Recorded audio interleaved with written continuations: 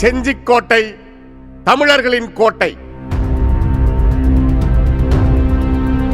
செஞ்சிக்கோட்டை என்று சொன்னவுடன் பொதுவாக பலருக்கும் தேசிங்கு ராஜா எனும் பெயர் நினைவுக்கு வரும்.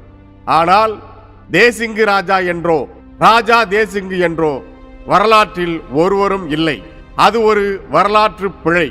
தேஜ் சிங் என்கிற மராத்தியரின் பெயரே மக்களின் வழக்கு மொழியில் தேசிங்கு என்றானது.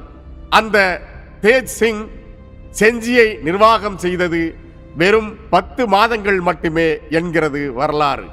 இவ்வாறாகவே தமிழரின் வரலாறு காலந்தோறும் தொடர்ந்து திருடப்பட்டும் திரிக்கப்பட்டும் வருகிறது.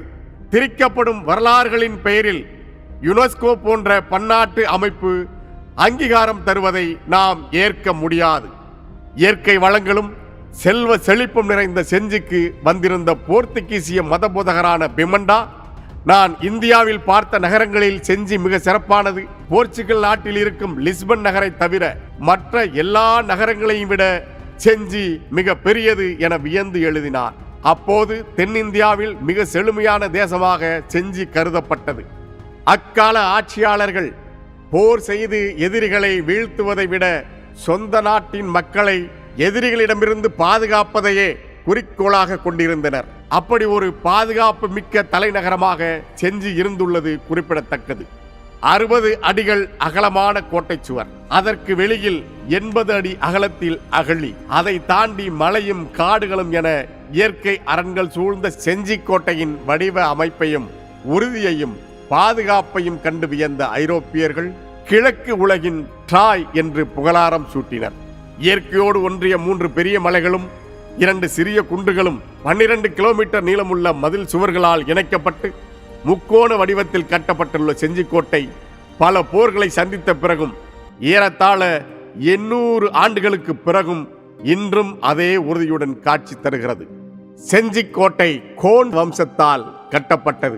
அனந்தகோன் என்பவரால் கட்டப்பட்டு பின்பு கிருஷ்ணகோன் என்பவரால் விரிவுபடுத்தப்பட்டது என்று ஆங்கிலேயர் மெக்கன்சியின் செஞ்சி வரலாறு பற்றிய குறிப்புகளில் காணப்படுகிறது. மேலும் வரலாற்று ஆய்வாளர் திரு செங்குட்டுவன், தொல்லியல் துறை ஆய்வாளர் திரு லெனின் மற்றும் ஓய்வு பெற்ற தலைமை ஆசிரியர் திரு முனுசாமி ஆகியோர் அடங்கிய குழு செஞ்சிக்கோட்டையின் கிருஷ்ணகிரி மலைக்கோட்டையில் ஆய்வு மேற்கொண்ட போது ராஜகோபால சுவாமி கோயிலில் கிபி 13ஆம் நூற்றாண்டை சேர்ந்த கல்வெட்டு ஒன்றை கண்டுபிடித்தனர். அந்த கல்வெட்டில் கோனேரி கோன் மகன் கோவிந்தன் எந்நேரமும் இறைவனை வணங்கிய நிலையில் உள்ளார் என்று வட்டெழுத்தில் பொறிக்கப்பட்டுள்ளது.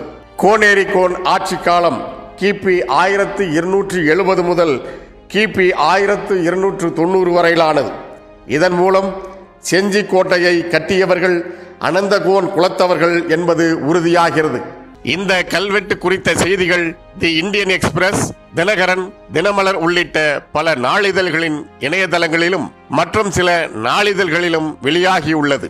வரலாற்று ஆய்வாளர் நாராயணன் அவர்களின் கூற்றுப்படி செஞ்சிக்கு அருகிலுள்ள மேலச்சேரி கிராமத்தில் கிபி 1200ஆம் ஆண்டில் இடையர் குலத்தை சேர்ந்த அனந்தகோன் தன் ஆடுகளை மேய்க்கும் போது மலை புடவுகளில் புதையலை கண்டறிந்து தனக்கென ஒரு படையை கட்டி செஞ்சியை சுற்றியுள்ள பல சிற்றூர்களில் இருந்த சிறு சிறு ஆட்சியாளர்களை தோற்கடித்து கமலகிரி எனும் கோட்டையை கட்டிய பின்னர் அதை அனந்தகிரி என்று தன் பெயரில் மாற்றியதாக கூறுகிறார். கிபி 1190 முதல் 1300 வரை அனந்தகோன் குலத்தவர்கள் செஞ்சியை ஆண்டதாக அறிய முடிகிறது. அதன் பிறகு கோனேரி கோன், கோவிந்த கோன், வலியக்கோன் அல்லது புளியக்கோன் உள்ளிட்டவர்கள் கிபி 1320 வரையிலும் செஞ்சியை ஆண்டுள்ளனர்.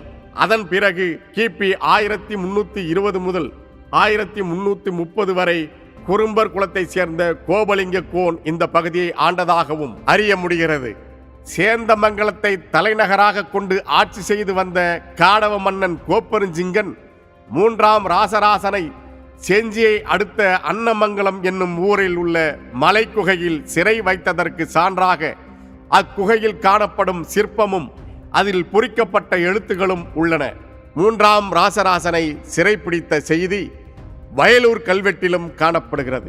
எனவே சோழ பேரரசின் வீழ்ச்சி தொடங்கிய காலப்பகுதியில் செஞ்சிக்கோட்டை பகுதி காடவ மன்னர்களின் ஆட்சிக்கு உட்பட்ட ஒரு பகுதியாகவே இருந்துள்ளது என்பதை அறிய முடிகிறது. ஒட்டக்கூத்தர் இயற்றிய விக்கிரம சோழன் உலாவில் பாடப்பட்டுள்ள காடவ மன்னனை பற்றி, காடவர்கோன் வலிமை மிக்க போர் யானைகளை கொண்டவன், அவன் வலிமையான கோட்டைகளையும் மதில்களையும் கொண்ட செஞ்சியர்கோன் ஆவான் என வரலாற்று ஆய்வாளர் நீலகண்ட சாத்திரி அவர்களும் தனது சோழர்கள் எனும் நூலில் குறிப்பிட்டுள்ளார். கடியாரண செம்பொர் 15 இஞ்சி செஞ்சியர்கோன் கம்ப களியானை காடவனும் எனும் பாடல் செஞ்சி கோட்டையை பற்றி கிடைக்கும் மிக பழமையான சான்றாகும் என்று நீலகண்ட சாத்திரி தெரிவிக்கிறார். செஞ்சி கோட்டையில் உள்ள கோயில்கள், மண்டபங்கள், குளங்கள், சுனைகள், படை வீரர்கள் தங்கும் விடுதி, நெற்களஞ்சியங்கள், எதிரிகள் கடக்க முடியாத ஆழமான அகலமான அகழிகள் போன்றவை தமிழர்கள் கட்டிடக்கலையில் கொண்டிருந்த பேராற்றலை வெளிப்படுத்துகின்றன. செஞ்சி கோட்டையில் கீழ்கோட்டைக்கு செல்ல 2 வாயில்கள் உள்ளன. அதில் வடக்கில் உள்ள வாயில் வேலூர் வாயில் என்றும், கிழக்கில் உள்ளது பாண்டிச்சேரி வாயில் என்றும் அழைக்கப்படுகின்றன.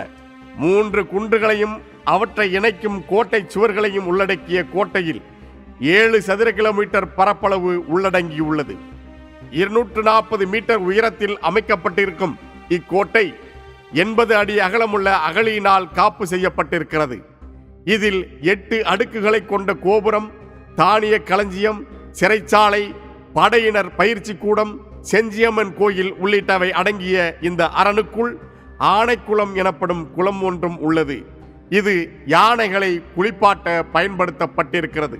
இதை தவிர தர்பார் மண்டபம், அந்தப்புறம், படை வீடுகள், யானை மண்டபம், குதிரை லாயங்கள், மாட மாளிகைகள், ஆலயங்கள், உடற்பயிற்சி கூடம், பீரங்கி மேடை, வெடிமருந்து கிடங்கு, தோரண வாயில்கள், காவல் அரண்கள், பாதாள சிறை, மதில் சுவர், அகழி என ஒரு கோட்டைக்கான பல அடுக்கு பாதுகாப்பு அமைப்புகளோடு செஞ்சி கோட்டை இன்றும் தமிழ்நாட்டின் மகுடமாக திகழ்கிறது. கோட்டையை சுற்றிலும் ராசமலை, கிருஷ்ணமலை, சந்திரமலை, சங்கிலிமலை என 4 மலைகள் உள்ளன. இந்த மலைகளின் உச்சியில் நீளும் கோட்டை சுவரும் அவற்றில் கோட்டை காவல் அமைப்புகளும் உள்ளன. ராசமலை எனும் 800 அடி உயரமுள்ள செங்குத்தான மலைப்பகுதிக்கு மேல்புறம் செல்ல 1012 படிகளில் ஏறி மேலே செல்ல வேண்டும். அதன் உச்சியை நெருங்கும் இடத்தில் இயற்கையாகவே ஒரு மலை பிளவு உண்டு. இதன் மீது இப்போது மரப்பாலம் அமைக்கப்பட்டிருக்கிறது. கோட்டை கட்டப்பட்ட காலத்தின் போர்க்காலங்களில் இந்த தற்காலிக பாலத்தை அகற்றிவிட்டால் எதிரிகள் கோட்டையை நெருங்கவே முடியாது. 2வதாக கிருஷ்ணமலை. இங்கே ஏறத்தாழ 300 விருந்தினர்களை அரசர் சந்திக்கும் அழகிய அவை மண்டபம் இதன் உச்சியில் அமைக்கப்பட்டுள்ளது. காற்று உள்ளே வந்து செல்வதற்கு ஏற்ப திறந்த சாளரங்களுக்கு நடுவில் அரசர் அமர இருக்கை, அவரை சுற்றிலும் விருந்தினர்கள் அமர்வதற்கான இருக்கைகள் ஆகியவை உள்ளன. பாதுகாப்பு அரண்களை கடந்து கோட்டையின் மைய பகுதிக்கு சென்றால் பெரிய மண்டபம் உள்ளது. அதன் மையத்தில் ஒரு மேடையும் நீச்சல் குளமும் அமைக்கப்பட்டுள்ளன. நீச்சல் குளத்திற்கு தண்ணீர் வருவதற்கு சுடுமண் ஓடு குழாய்களும், குளத்தை சுற்றிலும் அரச குடும்ப பெண்கள் தங்குவதற்கு அறைகளும் அமைக்கப்பட்டுள்ளன.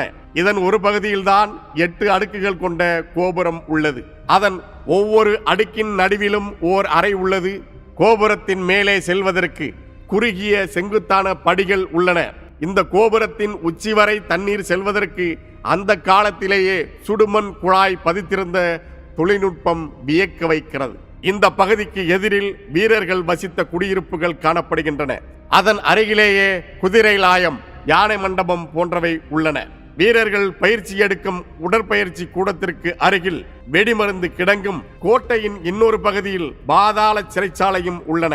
அருகில் கல்லால் அமைக்கப்பட்ட சுழல் படிக்கட்டுகளுடன் ஒரு கட்டடம் உள்ளது. இந்த கீழ்கோட்டை பகுதியில் மிக பிரம்மாண்டமான தானிய களஞ்சியம் இருக்கிறது. அவை 3 அறைகளாக பிரிக்கப்பட்டுள்ளன. இதில் தானியங்களை சேகரித்து வைத்துவிட்டால் கோட்டைக்கு வெளியிலிருந்து வரும் எதிரிகள் பல ஆண்டுகள் கோட்டையை முற்றுகையிட்டாலும் வெல்லவே முடியாத அளவுக்கு வலுவான அமைப்புடன் கோட்டை கட்டப்பட்டுள்ளது.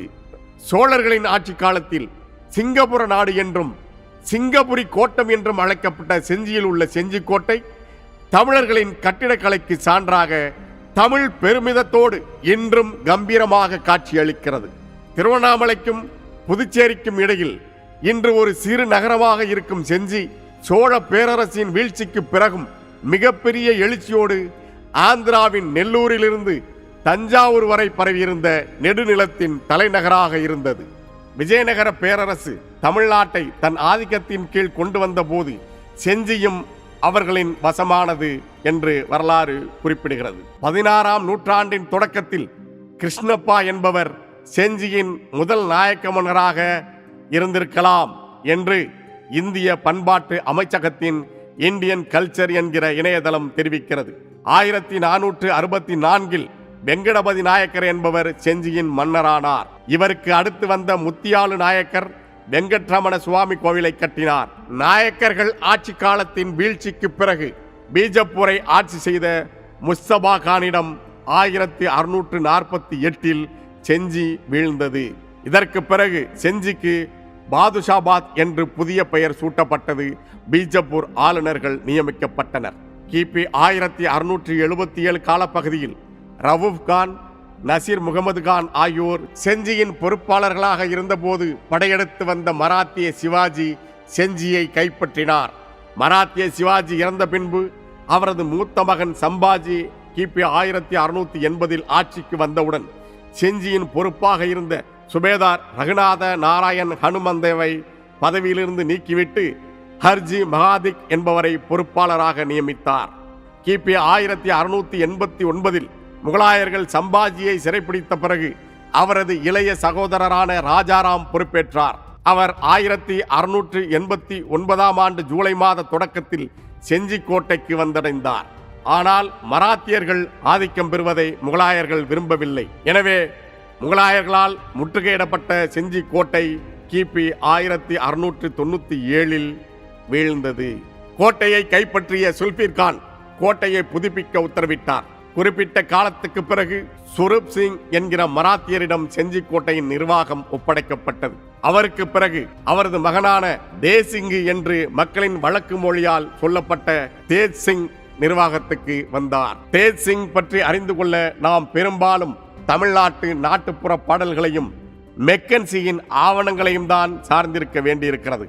தேஜ் சிங்கின் நிர்வாகம் கிபி 1714 ஜனவரி மாதம் முதல் அதே ஆண்டு அக்டோபர் வரை மட்டுமே நீடித்துள்ளது. மொத்தமாக 10 மாதங்கள் மட்டுமே தேஜ் சிங் செஞ்சியை நிர்வாகம் செய்தார் என்று A History of Jinji and Its Ruler எனும் நூல் தெரிவிக்கிறது. பிரிட்டிஷ்காரர்களுக்கும் பிரெஞ்சுக்காரர்களுக்கும் நிகழ்ந்த அதிகார போட்டியில் செஞ்சி மிக அதிகமாக பாதிக்கப்பட்டது. கிபி 1750 பிரெஞ்சு படை செஞ்சி கோட்டையை கைப்பற்றியது. 24 மணி நேரத்தில் செஞ்சியை கைப்பற்றியதை இந்தியாவில் பெற்ற மிக முக்கிய வெற்றியாக பிரெஞ்சு வரலாற்று ஆசிரியர்கள் இன்றும் எழுதுகிறார்கள். கோட்டையில் பீரங்கிகளை நிறுவி துப்பாக்கியால் சுடும் கூண்டுகளை கட்டி பாதுகாப்பை இன்னும் பலப்படுத்தினார்கள் பிரெஞ்சுக்காரர்கள். பிரிட்டிஷ் பிரெஞ்சு படைகளுக்கான போரில் கடைசியாக பிரிட்டிஷ்காரர்களின் கையில் வீழ்ந்தது செஞ்சிதான். அந்த நாளோடு பிரெஞ்சுக்காரர்களின் பேரரசு கனவு முடிவுக்கு வந்தது. 150 ஆண்டுகள் போர்களாலும் சூறையாடல்களாலும் மிக கொடுமையான காலத்தை சந்தித்ததால் செஞ்சி பகுதி திணறி போனது. மக்கள் பயத்துடன் வெளியேறியதால் நகரம் களையிழந்து ஒரு சிறிய கிராமமாக சுருங்கிவிட்டது. கோட்டையை ஒட்டிய காட்டு பகுதிகளில் கொள்ளையர்களும் சமூக விரோதிகளும் குடியேறினர். ஆங்கிலேய அரசின் தென்னார்காடு மாவட்ட ஆட்சியராக இருந்த காரோ என்பவர் கோட்டையால் சட்டம் ஒழுங்கு பிரச்சனைகள் ஏற்படுகின்றன, எனவே கோட்டையை அழித்துவிட வேண்டும் என்று 1803 ஆண்டு ஆங்கிலேய அரசிடம் அனுமதி கேட்டார். ஆனால் ஆங்கிலேய ஆட்சியாளர்கள் அன்று அதற்கு அனுமதி அளிக்கவில்லை. அன்று அழிவிலிருந்து தப்பிய தமிழர்களின் செஞ்சி கோட்டை இன்றும் நம் முன்னோர்களின் பெருமிதமான வரலாற்றை நமது கண்முன்னே நிறுத்துகிறது. தொன்மையும் பெருமையும் மிக்க பெரும்புகளோடு தமிழ்நாட்டின் சொத்தாக திகழும் செஞ்சி கோட்டைக்கு யுனெஸ்கோ அமைப்பால் உலக பாரம்பரிய சின்னத்திற்கான அங்கீகாரம் வழங்கப்பட்டிருப்பது வரவேற்கக்கூடியது என்றாலும் மராத்திய மன்னரான சிவாஜியுடன் தொடர்பு படுத்தப்பட்டு வழங்கப்பட்டுள்ள அந்த அங்கீகாரம் என்பது தமிழரின் வரலாற்றை இருட்டடிப்பு செய்யும் செயலாகும். இந்திய அரசின் பண்பாட்டு அமைச்சகம் உண்மையில் செஞ்சி கோட்டையை கட்டியது யார் என்று முழுமையாக ஆய்வு செய்யாமலே யுனெஸ்கோ உலக பாரம்பரிய சின்னங்களின் 2024 2025 ஆண்டு பட்டியலுக்கான பரிந்துரையை செய்ததா என்ற கேள்வி எழுகிறது. யுனெஸ்கோ அங்கீகாரத்துக்காக மராட்டிய மாநில அரசு மராத்தா மிலிட்டரி லேண்ட்ஸ்கேப் என்ற பெயரில் சல்கர் கோட்டை, சிவ்நேரி கோட்டை, காந்தேரி கோட்டை, பன்கலா கோட்டை, லோகட், ராய்கட், ராஜ்கட், பிரதாப்கட், சுவர்ணதுர்க், விஜய்துர்க், சிந்துதுர்க், செஞ்சிக்கோட்டை என 12 கோட்டைகளின் பெயர்களை அனுப்பியுள்ளது. இதில் செஞ்சிக்கோட்டையை தவிர்த்த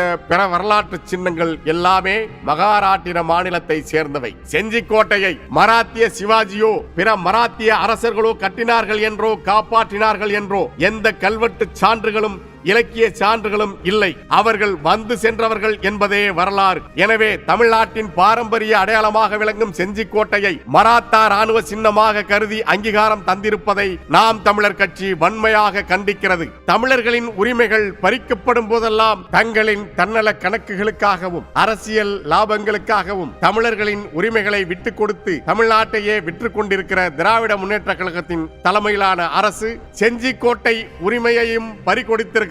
தமிழர்களின் கோட்டையான செஞ்சிக்கோட்டையை மராத்திய சிவாஜியின் கோட்டையாக அறிவித்திருப்பதை எதிர்க்க வேண்டிய தமிழ்நாட்டு முதலமைச்சர் அவர்கள் அதற்கு மாறாக வாழ்த்து தெரிவித்திருப்பதை நாம் தமிழர் கட்சி வன்மையாக கண்டிக்கிறது. திருவண்ணாமலை பகுதிகள் திட்டமிட்டு ஆந்திரர்களால் ஆக்கிரமிக்கப்படுவதும் செஞ்சிக்கோட்டை மராத்திய பகுதி போல அறிவிக்கப்படுவதும் தமிழ்நாட்டின் பொருளாதாரம், தொழில் உரிமை, வணிக உரிமை, அரசியல் உரிமை ஆகியவை பீகாரி உள்ளிட்ட வட மாநிலத்தவரால் பறிக்கப்படுவதும் நாட்டின் ஒருமைப்பாட்டை கேள்விக்கு உள்ளாக்குகிற செயல்களாகும். தொடர்ச்சியாக தமிழர் நிலத்தில் நிகழ்த்தப்படும் இத்தகைய அத்துமீறல்களை நாம் தமிழர் கட்சி ஒருபோதும் அனுமதிக்காது. இத்தகைய அத்துமீறல்களை தமிழர்களின் வரலாற்றின் மீதும் தமிழர்களின் பண்பாட்டின் மீதும் தமிழர்களின் இறையாண்மையின் மீதும் நிகழ்த்தப்படும் படையெடுப்பாகவே நாம் தமிழர் கட்சி கருதுகிறது. எனவே செஞ்சிக்கோட்டை மராத்திய சிவாஜியின் கோட்டை அல்ல, கோனேரி கோன் முன்னவர்களான தமிழர்களின் கோட்டை என்றே யுனெஸ்கோ அமைப்பு அங்கீகரிக்க வேண்டும் என நாம் தமிழர் கட்சி வலியுறுத்துகிறது. மராத்திய மாநில அரசின் பரிந்துரையை ஏற்ற யுனெஸ்கோ அமைப்பின் தவறான புரிதலுக்கு துணை நிற்கும் இந்திய ஒன்றிய அரசு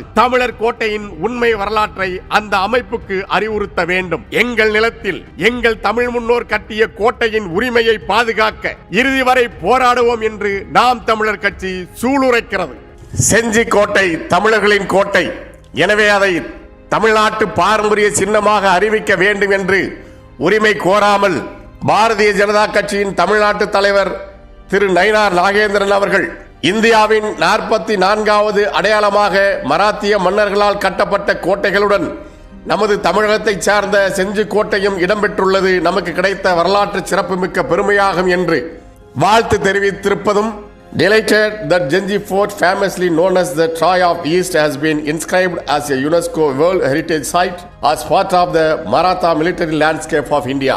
This majestic hill fortress now joins Tamil Nadu's proud list of UNESCO sites, including the great living Chola temples, the monument at the Mamallapuram, the Nilgiri mountain railway and the Western Ghats. A proud moment for the Tamil Nadu and its enduring cultural heritage என்று தமிழ்நாட்டு முதலமைச்சர் அவர்களும் வாழ்த்து தெரிவித்திருப்பதிலிருந்து ஆரியமும் திராவிடமும் ஒருபோதும் தமிழர்களின் வரலாற்றையோ உரிமைகளையோ மீட்டெடுக்காது என்பது தெளிவாக புலனாகிறது. ஆரியமும் திராவிடமும் தமிழர்களின் வரலாற்றை காவு கொடுக்கும். தமிழ் தேசியம்தான் அதை உறுதியாக மீட்டெடுக்கும். இனம் ஒன்றாவோம், இலக்கை வென்றாவோம். இலக்கு ஒன்றுதான், இனத்தின் விடுதலை. தமிழ் தாய் வாழ்க, தலைவர் பிரபாகரன் வாழ்க, நாம் தமிழர்.